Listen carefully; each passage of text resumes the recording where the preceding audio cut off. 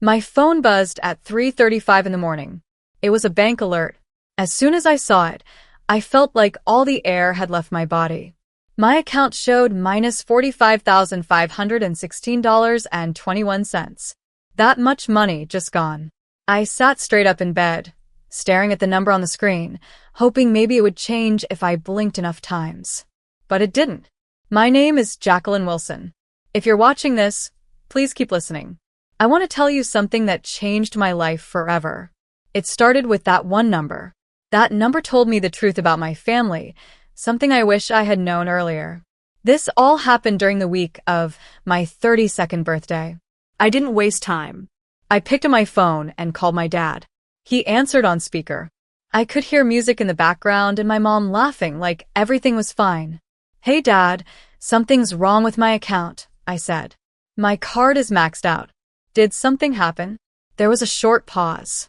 Then his voice came through, annoyed. "You're always so dramatic. The family needed help. Your mom had surgery, your brother's truck broke down, and the mortgage was behind." I just sat there, shocked. I couldn't believe what I was hearing. "Why didn't you ask me?" I finally asked. He didn't even hesitate. "We don't need to ask. You owe us." Then my mom chimed in with a cold laugh. "Besides," she said, "what were you going to do with that money? Buy yourself some cake and candles?" We had better plans. There was silence after that. A deep, painful silence. And that silence was the last birthday gift they gave me. I took a breath and said calmly, "Then don't ever call me again." And I meant it. I hung up the phone and went straight to work. I logged into every account I had. I checked every automatic payment. I went through every agreement I had signed. They thought that because I was the responsible one, the one who made it, that they could take from me forever. But that night, I decided something. I became the one who cuts the ties. The mortgage? Canceled. It was in my name. My mom's credit couldn't get approved, so I had done it. The truck? Repossessed the next day by noon. My bank marked it as unauthorized use. I didn't argue. Her student loans? Frozen. I had co-signed, but now I pulled back because of financial stress. I removed myself from everything quietly. No fights, no warnings, no big scenes. Just quiet steps away. I turned all that pain into action. Into clean, clear steps. And their birthday present to themselves, stealing from me, became the moment they lost me for good. The next morning, my phone lit up like a fire. There were so many missed calls and messages.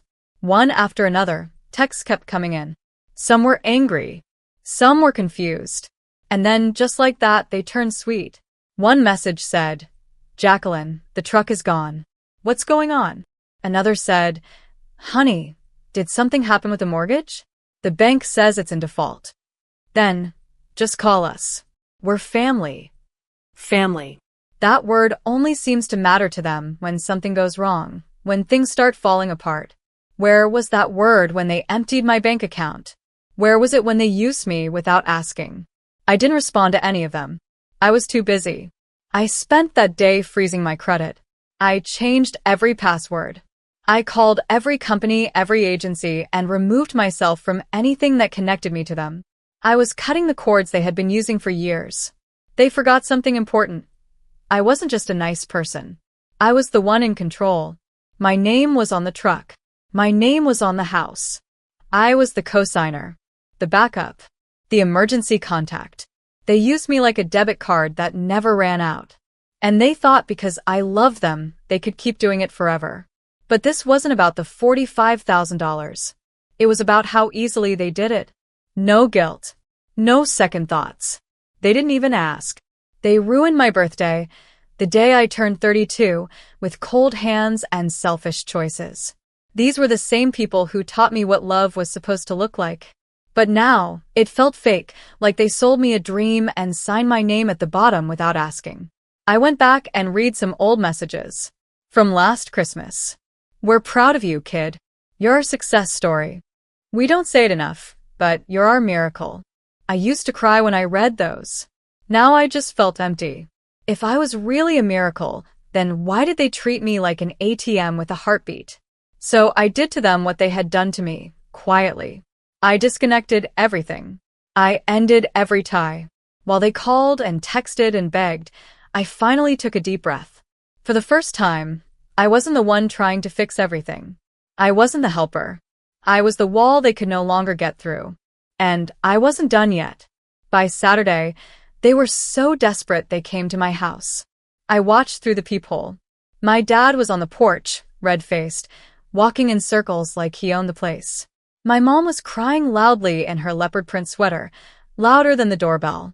But I didn't open the door. I didn't say a word. I let them yell through the door. They screamed and shouted, but to me, it was just noise. Yelling doesn't mean anything when it doesn't come with respect. They stayed outside for about 12 minutes, banging on the door, begging me to listen, and even throwing out threats. Jacqueline, you're ruining everything. We trusted you. How could you do this to your own family? I just sat calmly on the couch, sipping coffee from a mug they had given me 2 birthdays ago. It had the words #OneDaughter on it. Kind of funny now, isn't it? I didn't answer the door. I waited until the noise stopped. Then I opened my laptop and sent one final email to my lawyer. It was all there, full disconnection from them.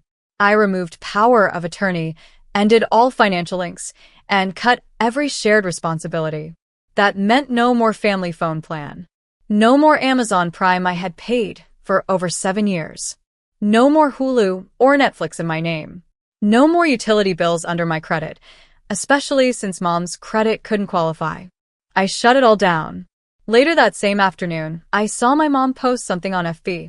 It was one of those vague, emotional messages. It said, "It's always the ones you love most who hurt you the deepest." She didn't tag me, but I knew it was about me. Her friends flooded the comments. "You raised her too soft. She owes you everything." Kids today are so entitled. Entitled? I gave them everything, not because I had to, but because I believed in family. I believed love meant helping, supporting, and being there. But they turned that idea of family into a weapon. They used it to take from me again and again. That night, I changed my phone number. Before I shut it off, I left one final voicemail. I said, "You chose being comfortable over being honest. You broke the trust one spent years building. Now, you can rebuild without me." Then I blocked every number. No dramatic goodbye. No revenge plan. Just quiet. The same quiet they gave me every time they took something without asking. But now, the silence finally belonged to me. The next day, I got a text from my cousin Joyce. "Did you really shut off the gas at your parents' house? It's freezing, Jacqueline.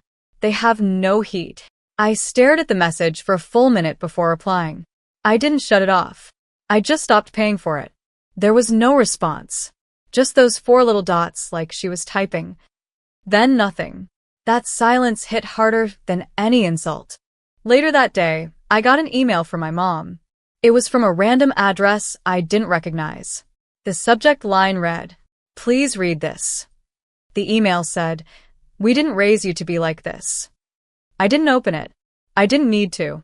Because here's what she never understood. They did raise me to be like this. They raised me by teaching me that love had to be earned. That being part of the family meant doing things for them, fixing problems, and cleaning up their messes. They taught me that my worth depended on how much I could give, how much I could carry, and how quiet I could stay about it. So yes, when I cut off the gas, took back the truck, stopped paying the mortgage, and pulled my name off the loans, I wasn't being cruel. I was just returning everything they gave me. All the years of pressure, silence, and guilt, wrapped up as parenting. My dad once said, "Family doesn't keep score." He said that right after I paid for his second DUI fine. So, I stopped keeping score. And instead, I closed the whole account. That same month, I started going to therapy. My therapist asked me, "When did you first feel like you were responsible for your parents?" Without thinking, I answered, "When I was 14. Mom cried because she couldn't pay the electric bill. So I got a job sweeping hair after school." That was the moment I realized I wasn't being raised. I was doing the raising. I was the one holding things together. And all I've done now is grow up and walk away from the people who stayed stuck in place. I didn't feel guilty.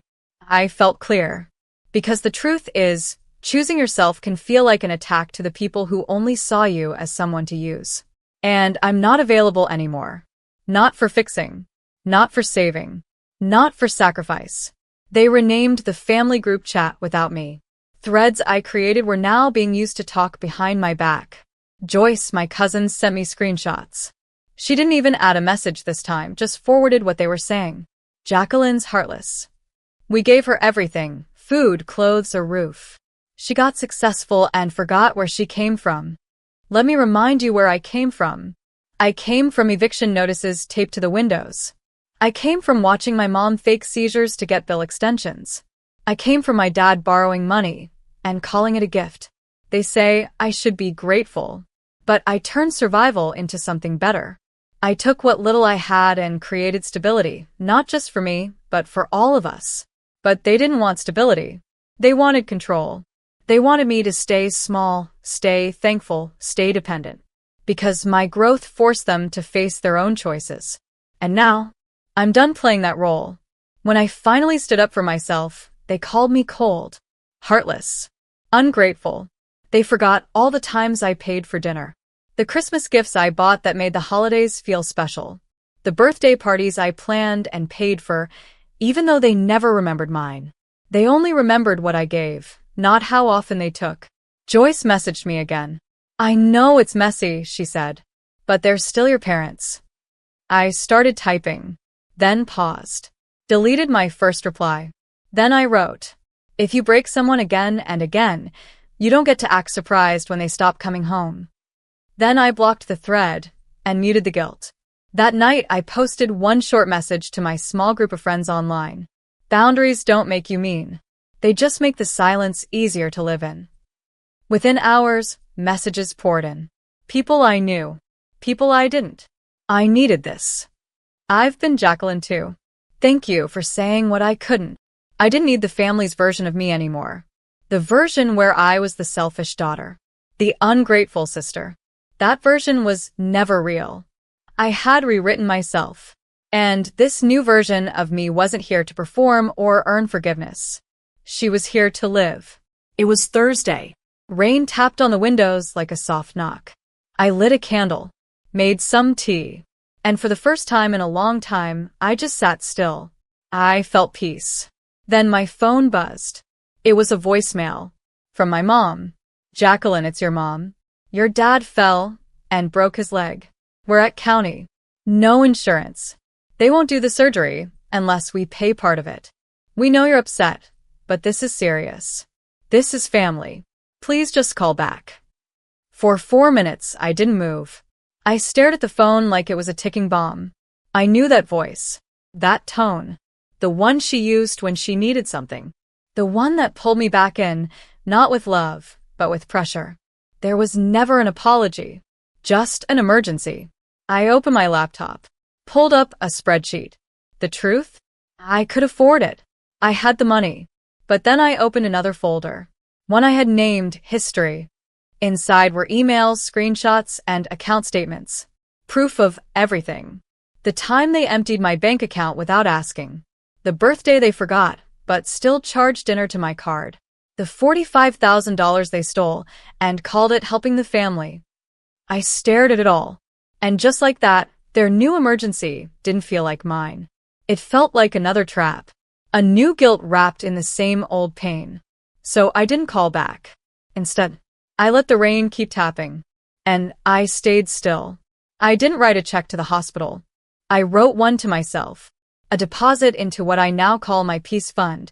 A promise that I will protect my peace, even when guilt tries to sneak back in. And it did try. Guilt always finds a way in, whispering, you should help. You're the good one. But this time, I didn't listen. I slammed that door shut. I texted Joyce. Tell them I hope he heals. But I'm not going to hurt myself again just to fix their pain. She didn't respond. And for the first time, that silence didn't hurt. It didn't sting. It felt like fresh air. It felt like freedom. That night, I slept with the window open a little, just enough to let the cool air in. I didn't keep my phone next to the bed. No buzzing. No late-night panic. For once, I wasn't bracing for something bad. I wasn't waiting for a call, or a crisis, or someone to need me again.